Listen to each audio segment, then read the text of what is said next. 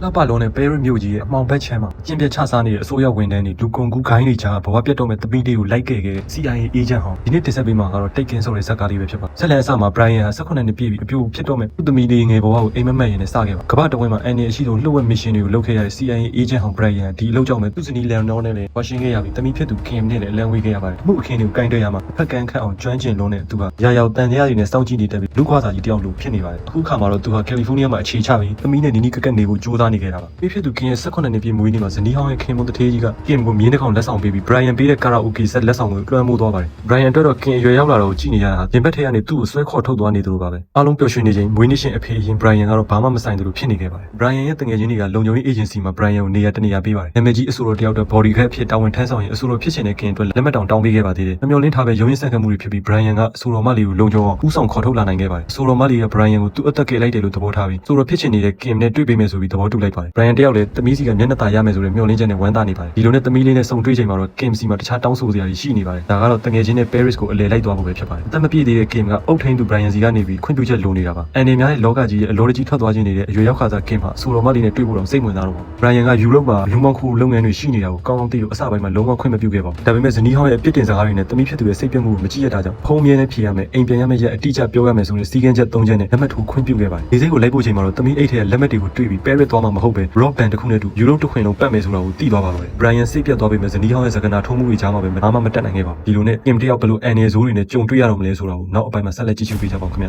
Kim နဲ့ Amanda တို့ Paris လေဆိပ်ကိုရောက်တဲ့အခါမှာ Peter လို့ခေါ်တဲ့ရုပ်ချောချောပြင်သစ်လူငယ်တယောက်ကသူတို့ကို taxi တူစီးဖို့ကမ်းလှမ်းပြီးညှဉ်းဆင်းကသူတို့တဲမဲ့တိုက်ခန်းလေးဆောင်စုံစမ်းသွားပါတယ်ဒါကြောင့် Peter ဟာ Alvania လူမောင်ကိုကိုင်းအတွက်သားကောင်ရှာပေးနေတဲ့ပွဲစားဖြစ်ပါတယ်အပျော်လွန်နေတဲ့ Kim ကတော့ဖုံးမြဲကင်မယ်လို့သူ့အဖေကိုပေးထားတဲ့ကတိကိုမေ့နေပါတော့တယ် Brian ကတော့တညလုံးဖုံးခေါ်ရင်အိတ်မပြောဖြစ်နေပါတယ်ခင်လဲတော့ကြမှာတတိယပြီးသူ့အဖေစီကိုဖုံးဆက်ပါတယ်ခင်နဲ့သူ့အဖေဖုံးပြောနေတော့မှပဲလူမိုက်အုပ်စုကသူတို့နေတဲ့အိမ်ကိုဝင်စီး Amanda ကိုအတင်းအဓမ္မဖမ်းခေါ်သွားပါတယ်အားလုံးကိုတစ်ဖက်ခန်းကနေလမ်းမြင့်နေရတဲ့ခင်ဟာတုံလုံးခြောက်ချပြီးသူ့အဖေကိုငိုပြီးပြောပြလိုက်ပါတယ် Brian တုံလုံးမတော်ပဲစိတ်ရည်ထားကသူ့ရဲ့အတန်ဖန်းဆက်ကိုဖွင့်ပြီး Kim စီကနေရနိုင်တဲ့အချက်လက်အသေးစိတ်တွေကိုမေးမြန်းပါတယ် Kim ကိုဂရင်အောက်မှာပုံနေခိုင်းပြီးနောက်ဆုံးဖမ်းမိသွားရင်အရက်ဘလောက်လဲတက်တူပါလားဘာတန်ထွက်လဲစတာတွေကိုအော်ပြောပေးဖို့တေချာသင်ပေးပါတယ်နောက်ဆုံး Kim ဖမ်းခေါ်ရပြီးဖုံးချသွားတော့မယ့်အချိန်မှာတော့ပြန်ပေးသမားအသွင်ပြင်းနဲ့လက်ကတက်တူပုံစံတွေကိုအော်ပေးနိုင်ခဲ့ပါတယ်ပြန်ပေးသမားတယောက်ကဖုံးကိုကောက်ကင်လိုက်တဲ့အချိန်မှာတော့ Brian ကသူ့ရဲ့နာမည်ကြီးမိန်ကုန်းကိုပြောပါတယ်မင်းတို့ပြန်ပေးငွေကိုလိုချင်ငါမှပတ်စံမရှိဘူးဒါပေမဲ့ငါပေါင်းများစွာလောက်တဲ့အတွင်းရရှိရတဲ့အထူးကျွမ်းကျင်မှုတွေရှိမင်းတို့ငါသမီးကိုအခုလွတ်ပြီးဒီမာရင်ပြီးမယ်မလွတ်ပြီးငါမင်းတို့ကိုလိုက်ရှာတွေ့အောင်ရှာပြီးရင်တက်ပြစ်တစ်ဖက်လူတို့က Albania လေး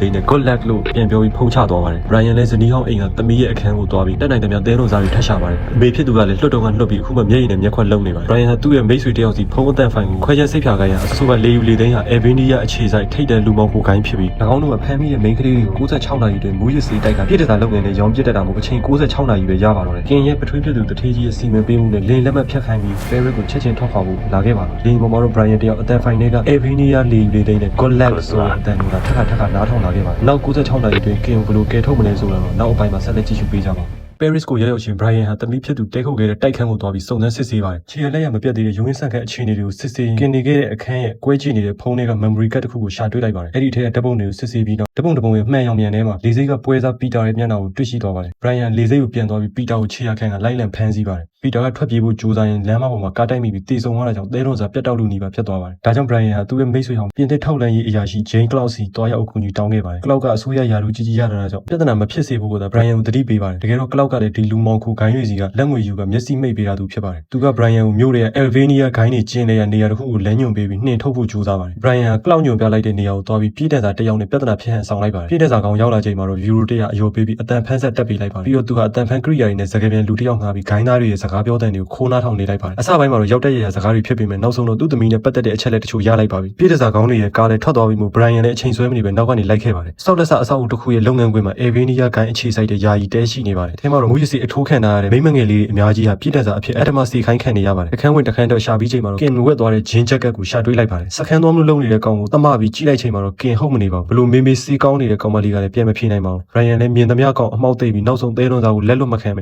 ဲကားနဲ့တင်ပြေးပါတော့တယ် Albania တွေလည်းကားတွေနဲ့ Brian နောက်ကိုဆွတ်လိုက်ပါတယ် Paris မြို့လမ်းမတွေထက်မှာကောင်းပေါင်းရင်ပြက်ခတ်ပွဲတွေဖြစ်အပြီးမှာတော့ Brian ကလူဆိုးတွေကိုမျက်ခြေပြတ်ထားနိုင်ခဲ့ပါဘူးသူခေါ်ထုတ်လာတဲ့ကောင်မလေးကိုစေဝါကူတာပေးပြီး Kim အကြောင်းစုံစမ်းမှုအတွက်စေးပြဲတဲ့အထိသာထိုင်ဆောင်နေရပါတယ်ဒီအချိန်မှာပဲ ကလောက်တို့ကလည်း Paris လမ်းတွေပေါ်မှာပြစ်ခတ်နေတဲ့ Brian ကိုထိမ့်သိမ်းမှုကြိုးစားနေပါတယ်။ပါနက်လာတဲ့ Brian ကိုတော့ဖမ်းဆီးဖို့ဆိုတာမဖြစ်နိုင်ပါဘူး။ကောမလီတတိယလို့စစ်မေးကြည့်ချိန်မှာတော့ကင်နဲ့တွေ့ခဲ့တာတေချာပေမဲ့ဘာမှရေရမသိရပါဘူး။အနီအောင်တကားနဲ့အိမ်ဆိုတာကလွယ်ရင်သူလည်းဘာမှမပြောနိုင်ပါဘူး။တကားနဲ့အိမ်ကအေဗရီယာလူမောက်ခုခိုင်းကိုဘလို့ဝင်တမမလဲဆိုတာကိုတော့စက်သိမ်းပိုင်းမှာကြည့်ရှုပေးကြပါဦးခင်ဗျ။ Brian အနီရောင်တကားနဲ့အိမ်ကိုရှာတွေ့သွားပါပြီ။ကလောက်ပေးထားတဲ့လိပ်စာကတ်ကိုပြပြီးအစိုးရရာထူးကြီးပုဂ္ဂိုလ်ဟန်ဆောင်ကအထဲကိုအေးဆေးဝင်သွားနိုင်ပါတယ်။လူစိုးကိုင်းတွေကြားမှာဟန်ကိုဖို့လုပ်ပြီးလိုချင်တဲ့အချက်လက်တွေကိုအစ်မေးပါတယ်။လူစိုးတွေနဲ့စကားပြောရင်သူအလိုရှိဆုံးတစ်ယောက်ဖြစ်တဲ့ Godlet ကိုပြောခဲ့တဲ့သူကိုရှာဖွေပါတယ်။ဖြစ်နိုင်ရင်ရှိဆုံးတစ်ယောက်ကိုလှည့်ကွက်လေးနဲ့ Godlet ဆိုတာကိုပြောခိုင်းလိုက်ပါတယ်။ဂိုင်းကောင်းဆောင်မာကိုရဲ့အတန်ကိုကြားတဲ့အချိန်မှာဖုန်းထဲက Godlet ဆိုပြီးပြောခဲ့တဲ့လူမှန်လုံးဝတေချာသွားပြီးဖြစ်တာကြောင့်လင်းကားကိုမှတ်မိလားမေးပြီးပေါ်တင်ကြီးထပြင်းပါတော့တယ်။အားလုံးကိုပြစ်ခတ်အမှောက်သိပ်ပြီးအိမ်ထဲကိုဝင်ရောက်ရှာဖွေပါတယ်။မိန်းကလေးတွေအများအပြားကိုမူရစ်စေးဝါးတွေပေးပြီးချုပ်နှောင်ထားတာကိုတွေ့ရပါတယ်။ဆေးလွန်နေတဲ့အမန်ဒါကိုလည်းတွေ့ရှိခဲ့ပေမဲ့သေသူမျောပါဖြစ်နေခဲ့ပါပြီ။ Brian လည်းဂိုင်းကောင်းဆောင်မာကိုကိုကလတ်ထိုင်းမှာချီနှောင်ပြီးရှော့ရိုက်နှိပ်စက်စစ်ဆေးပါတယ်။လူကောင်းတွေကိုလျှက်စစ်ရှော့တိုက်စစ်ဆေးပြီးနောက်မာကိုကကင်ဟာအပြိုစင်ဖြစ်တဲ့အတွက်အရေးသွေးမြင့်သားကောင်ဖြစ် VIP အထူးလေလံပွဲကိုပို့ဆောင်ခြင်းခံလိုက်ရပြီဖြစ်ကြောင်းဝန်ခံပါတယ်။ Brian ဟာပဲလွန်စာရသွားပြီးနောက်မာကိုကိုလျှက်စစ်တပ်အားအမြင့်ဆုံးတင်ပြီးအခန်းထဲမှာနေမဲ့ကိစ္စဖြစ်ခဲ့ပါတယ်။အဲဒီနောက်သူတို့အကာအကွယ်ပေးထားတဲ့ Jane Cloud ရဲ့အိမ်ကိုသွားပြီးဇနီးဖြစ်သူကိုတနက်ပြစ်ဖောက်ကချင်းချောက်ပြီးလေလံပွဲကျင်းပမဲ့နေရာစိတ်ကလေးကကန်နာကလှုပ်ဝက်ပြီးလာကိုစုံစမ်းသိရှိသွားပါတယ်။ Brian ဟာတထေးကြီးတွေတမီးကြီးစားနဲ့မိန်းကလေးတွေကိုလေလံဆွဲနေတဲ့ Underground Ocean ထဲကိုစပွဲတို့ရောင်ဆောင်ပြီးဝင်ရောက်ခဲ့ပါတယ်။အဲဒီမှာကင်ကိုစင်မတင်ပြီးလေလံဆွဲနေတာကိုတွေ့ရတဲ့အခါအာရက်တထေးကြီးရဲ့ကိုယ်စားလှယ်ကိုတနက်နဲ့ထောက်ပြီးအမြင့်ဆုံးလေလံဈေးပေးခိုင်းလိုက်ပါတယ်။ဒါပေမဲ့အခန်းအပြင်ကိုထွက်ချိန်မှာပဲလုံခြုံရေးတွေရဲ့ဝိုင်းဝန်းဖမ်းဆီးခြင်းကိုခံလိုက်ရပါတယ်။ဒါပေမဲ့ Brian ဟာသူ့ရဲ့လက်ထိတ်ဖြုတ်နေကျွမ်းကျင်မှုနဲ့လုံခြုံရေးတွေကိုပြန်တိုက်ခိုက်ပြီးပွဲစီစဉ်သူစိန်ကလေးကိုတက်ပြက်ခါကင်ကိုခေါ်သွားတဲ့ဇင်ခံသင်းမောစီကိုလိုက်လံချေရခံပါတယ်။ Brian မြစ်ကူတရားပေါ်ကနေသင်းမောပေါ်ကိုကားနဲ့ခုန်ချပြီးသင်းမောပေါ်မှာရှိတဲ့လက်နက်ကင်ဆောက်ရှောက်သူအားလုံးကိုတယောက်ပြီးတယောက်အကွက်ကြကြပြက်ခတ်နေနေပါတယ်။နောက်ဆုံးအခန်းထဲမှာအာရက်တထေးကြီးကကင်ရဲ့လေပင်ကိုဓာတ်နဲ့ထောက်ပြီးချင်းချောက်နေတဲ့အချိန်မှာ Brian ဟာစက္ကန့်ပိုင်းတွင်ဦးခေါင်းကိုတက်တက်ပြက်ခတ်ပြီးတမိဖြစ်သူကိုဘေးကင်းစွာကယ်တင်နိုင်ခဲ့ပါတယ်။ဇက်လန်အဆုံးမှာတော့ Brian နဲ့ကင်တို့က Los Angeles လေဆိပ်ကိုပြန်လည်ရောက်ရှိလာပြီးကင်ဟာသူမအမြဲတမ်းဖြစ်ချင်ခဲ့တဲ့အဆိုတော်တယောက်ဖြစ်ဖို့ Brian မိတ်ဆက်ပေးတဲ့အဆိုတော်မလေးစီကိုတွားပြီးပျော်ရွှင်စွာဇက်သိမ်းသွားပါတော့တယ်။နောက်ထပ်ဇက်လန်လေးလည်းတင်ဆက်ပေးမှာမို့လို့ follow လေးနှိပ်ခဲ့ပေးပါဦးခင်ဗျ။